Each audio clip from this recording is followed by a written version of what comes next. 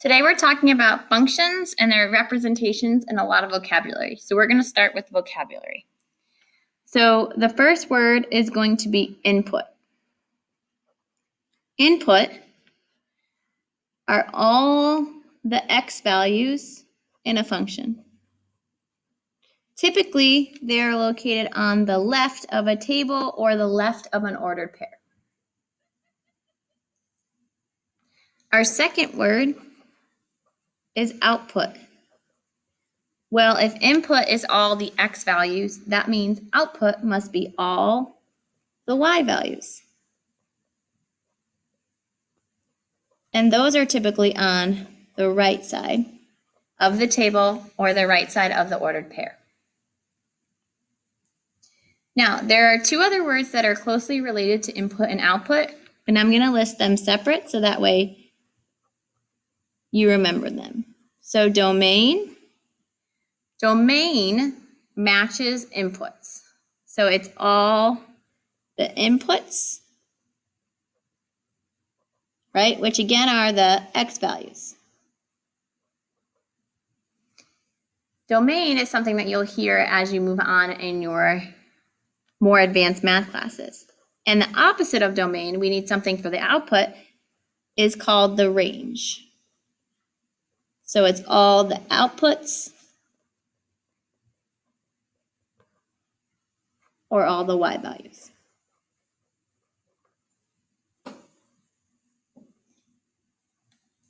So what we're going to do is we're going to look at all four different representations, and we'll talk about the domains and the ranges of them. So the first type of representation can be in ordered pairs.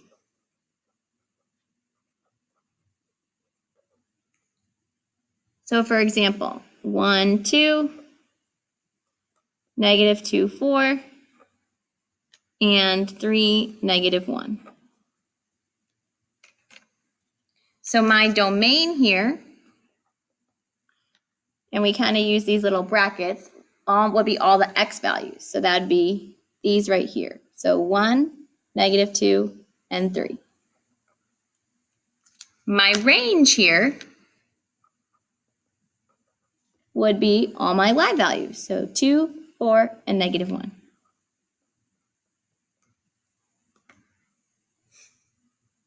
So this is one representation out of 4. Another way I can show you a function is through a table of values. And that looks very closely related to the ordered pairs. So instead of having commas and parentheses, it's just set up in a table. So our domain here would be our column of x's, so 1, -2, and 3. And our range here would be our y's, 2, 4, and -1.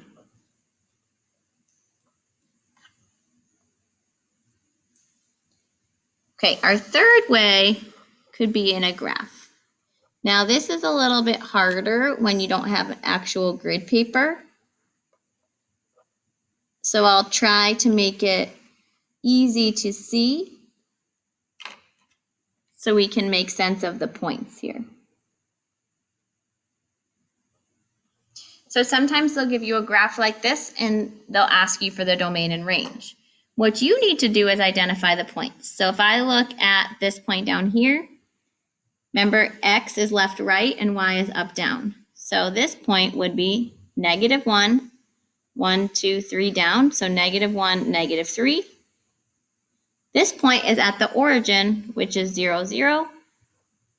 And this point is, let's see, 1, 2 to the right, and 2 up, so 2, 2.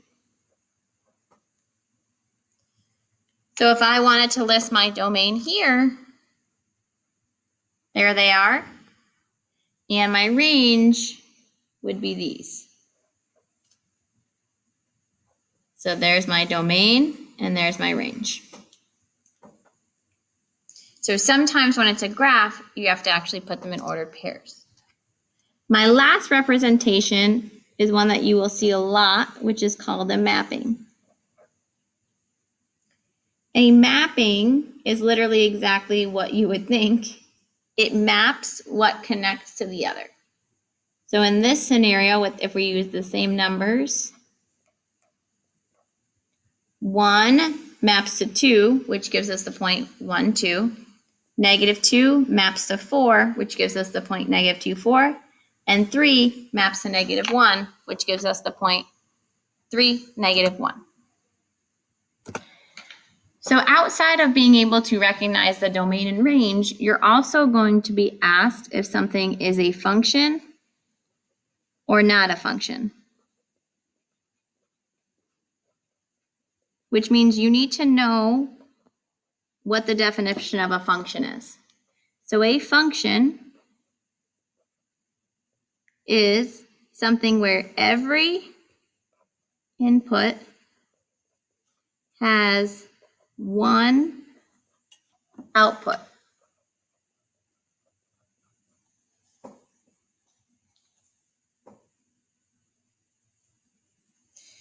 So if we think of this example, 3, 1, 4, 8, -5, 4. If I look at my inputs, 3, 4, -5, each of those has one counterpart. So what that would look like in a mapping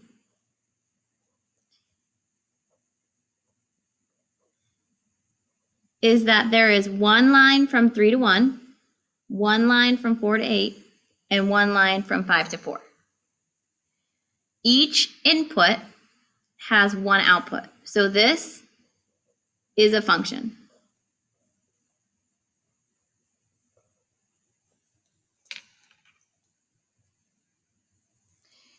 Now if I try this, -3, 4, -2, 8, -3, 1. If I go to make a mapping of this, I go -3, 4, so I can connect those, -2, 8, so I can connect those, -3, 1. Well, I have a -3, so I need to put a 1, so it would go like that. Well, if I look here or look at my picture, there are 2 -3s, which is 2 inputs of the same. And then in my mapping, there's 2 lines coming out of the same number. This is not a function because -3 has 2 outputs. It has the output of 4 and the output of 1, right? In both of these situations. Let's try one more. 2, -6, 3, 5, 4, -6.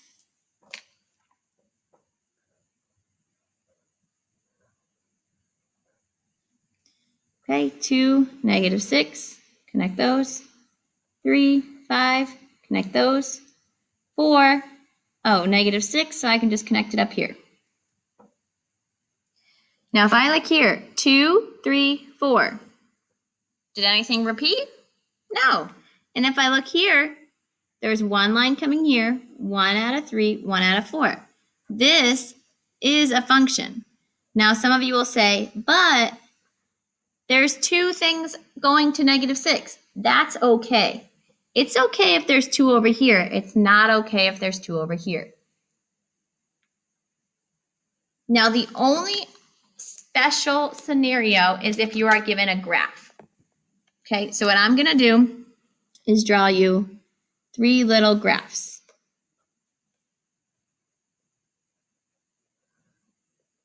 And there's a special way to tell if graphs are functions or not.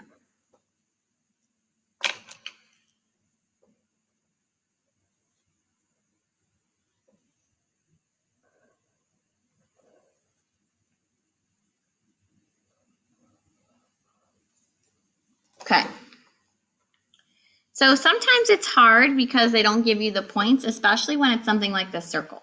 So what you do is you do this thing called the vertical line test.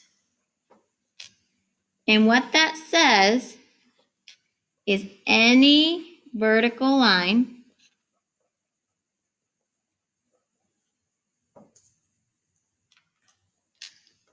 should only cross the graph once.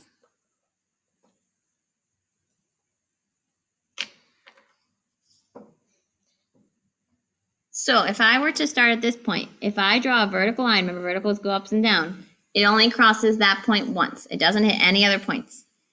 And if I were to draw a line here, that's still fine. And the only other one is here. That's good. So each of those vertical lines only cross one spot on the graph. So this would be, yes, it's a function. When I were to go to the circle, if I put my pencil on the circle here, if I go up and down, it crosses here. If I try here and I go up and down, it crosses here and here. If I go here and go up and down, it crosses here and here. So this line looks good, but this line crosses twice and this line crosses twice. You only need one line to cross twice, and that means it's bad. So this is bad because there's that line right there crossing twice.